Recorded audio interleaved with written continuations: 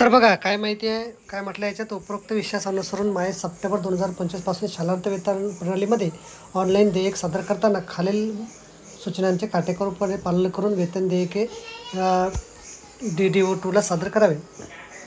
Income tax TDS कपात नियमितपणे त्या नियमानुसार करीत नसल्याने फेब्रुवारीमधील वेतनापेक्षा जास्त आयकर भरावा लागत आहे.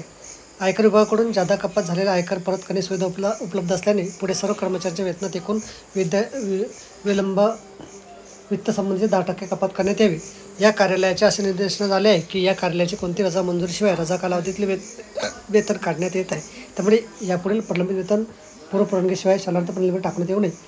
यानंतर विनापरवानगी टाकल्यास सदर देयके रिजेक्ट करण्यात येतील. वेतन देयकाच्या हार्डकॉपी या दिलेल्या कार्यालयामध्ये कार्यालयात सादर कराव्या. वारंवार काही शाळांचे मुख्याध्यापक वेतन देयकाच्या हार्डकॉपी कार्यालयात सादर करण्यास विलंब करत आहेत. यानंतर सर्व ज्या शाळांच्या हार्डकॉपी कार्यालयात दिलेल्या कालावधीमध्ये प्राप्त होतील त्याच शाळेचे वेतन देयके जिल्हा स्तरावर सादर करण्यात येतील.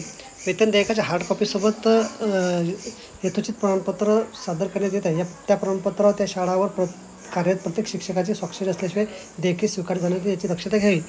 तसेच प्रतिनियुक्तीवर असलेल्या शिक्षकाची उपस्थिती प्रमाणपत्राशिवाय सदर शिक्षकाचे वेतन काढण्यात येऊ नये.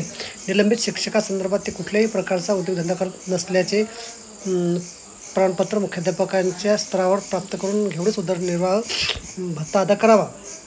30 दिवसाच्या रजेवर गेलेल्या शिक्षक कर्मचाऱ्याचा वाहन भत्ता, अपंग भत्ता अदा करण्यात येऊ नये.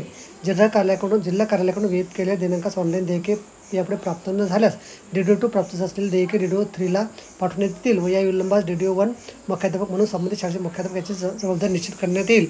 कार्यालयाचे असे निर्देश आले की ज्या शिक्षकांनी प्राथमिक शिक्षक सोसायटी तथा कार्यालयाकडून हमी घेतलेल्या बँकांचे कपाती संबंधित सोसायटी बँकेच्या मागणीनुसार पत्रानुसार करण्यात येत नाही. त्यामुळे संबंधित पतसंस्था बँके वारंवार कार्यालयास पत्र व्यवहार करत आहेत. तर यापुढे संबंधित पतसंस्था बँकेच्या मागणीपत्रानुसार संबंधित शिक्षकाची कपात करण्यात यावी. असं दिसून न आल्यास संबंधित शाळेचे देयके DDO2 वरून कोणतीही पूर्वसूचना न देता रिजेक्ट करण्यात येईल व या संबंधित शाळेचे मुख्याध्यापक सर्व जबाबदार राहतील याची गांभीर्याने नोंद घ्यावी.